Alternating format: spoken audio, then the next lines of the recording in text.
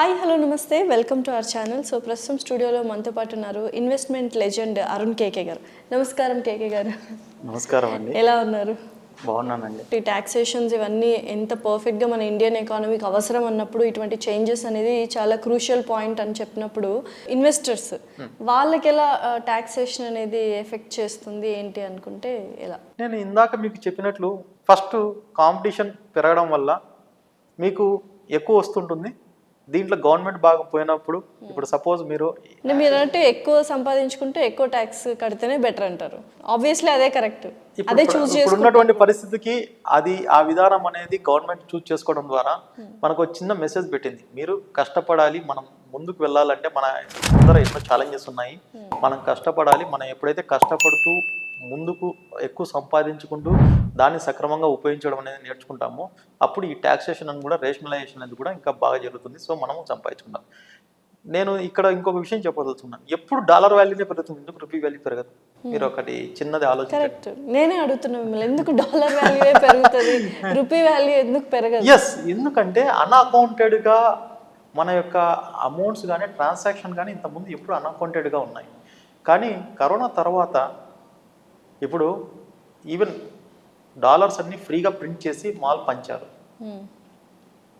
Dollars ఎక్కువ print చేసినప్పుడు dollar value తగ్గాలి, కానీ డాలర్ వాల్యూ పెరిగింది అంటే దాని యొక్క పొటెన్షియాలిటీ మీరు అర్థం చేసుకోండి. అమెరికా వచ్చేసి ఇన్నేళ్ల ద్వారా ఎంత పొటెన్షియాలిటీ క్రియేట్ చేసింది అనేది.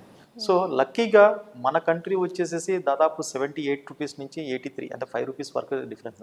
అదే మీరు పాకిస్తాన్, బంగ్లాదేశ్, నేపాల్, శ్రీలంక బ్లా తీసుకుంటే అసలు వాళ్ళకి ఎంత దారుణంగా ఉన్నారంటే అంత దారుణంగా. సో అందుకోసమే ఏదైతే మన ప్రధానమంత్రి గారు make in India, Atmanirbhar Bharat అని చెప్పి పెట్టారో it's really the worthy to follow ఖచ్చితంగా. ఎందుకంటే మనం ఎప్పుడైతే ఇంతకుముందు చిన్న గన్ కావాలన్నా కూడా మనము రష్యా నుంచో లేదంటే నార్త్ కొరియా నుంచో ఇట్లా మనం రెగ్యులర్గా ఇంపోర్ట్ చేసుకున్నాం.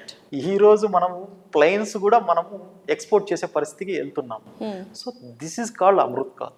సో ఇలా మనం ఏంటంటే మన ఎంతకు మనం సొంతంగా డెవలప్మెంట్ అవ్వడంతో పాటు మనము కరెక్ట్గా ఒక సంపాదన అనేది కూడా పెంచుకుంటూ గవర్నమెంట్కి సక్రమంగా ఉండడం అనేది ఒక నిజమైనటువంటి భారతీయునిగా మనము మన దేశానికి ఇచ్చేటువంటి సరైన గౌరవం. డౌన్ ద లైన్ ఎన్ని ఇయర్స్ పడుతుందండి మనం డాలర్ వాల్యూకి మన రూపీ వాల్యూ రీచ్ అవ్వాలంటే?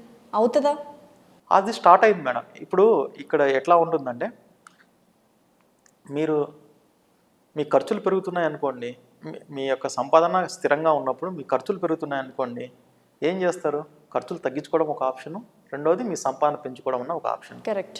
ఇప్పుడు మనం ఏం చేస్తున్నామంటే సంపాదన పెంచుకుంటున్నాం, ఖర్చులు ఆగట్లేదు. బికాస్ మంది ఇప్పుడు మనము ఈ గవర్నమెంట్ అధికారంలోకి రాకముందు మనం ప్రపంచంలో 2వ అతిపెద్ద జనాభా ఉన్నటువంటి దేశం. ఇప్పుడు మొట్టమొదటి ప్లేస్కి వచ్చేసాం.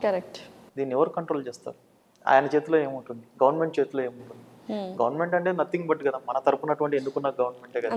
సో వాళ్ళ చేతుల్లో ఏముంటుంది? సో ప్రతి ఒక్కరిని బాగుపడాలి అంటే ఇప్పుడు మనం ఉండే వాళ్ళని బాగుపడడంతో పాటు భవిష్యత్తు ఆలోచనలు కూడా రావాలి. భవిష్యత్తు వాళ్ళకు కూడా మనము ఇక్కడ సరైనటువంటి ఉపాధి కానీ, సరైనటువంటి అవకాశాలు కానీ, సరైనటువంటి వనరులని కానీ మనం పెట్టాలి అంటే మనం ఖచ్చితంగా కొంత కఠినమైనటువంటి నిర్ణయాలు తీసుకోవాల్సి ఉంటుంది. సో నేను ఆ ఉద్దేశంతో నేను గవర్నమెంట్ తీసుకున్న స్టెప్స్ నేను కరెక్టే అనుకుంటున్నాను, కానీ ఇంకా కొంత రేషనలైజేషన్ చేస్తే ఇంకా బాగుంటుందేమో అని అదే ఒక కామన్ ప్రజల్లో నేను ఒకనిగా భావిస్తున్నాను. చాలా సంతోషము. మీరు ఇంతవరకు మీకు ట్యాక్సేషన్ గురించి చెప్పాను. నెక్స్ట్ ట్యాక్సేషన్తో పాటు మనము ప్రాఫిట్స్ విత్ డిఫరెంట్ అసెట్ క్లాసెస్లో ఎలా సంపాదించుకుంటామో కూడా నేను మీ ముందుకు వస్తాను. నాకు ఈ అవకాశం ఇచ్చినందుకు సోషల్ టీవీ పోస్ట్ వారికి చాలా సంతోషం. Thank you.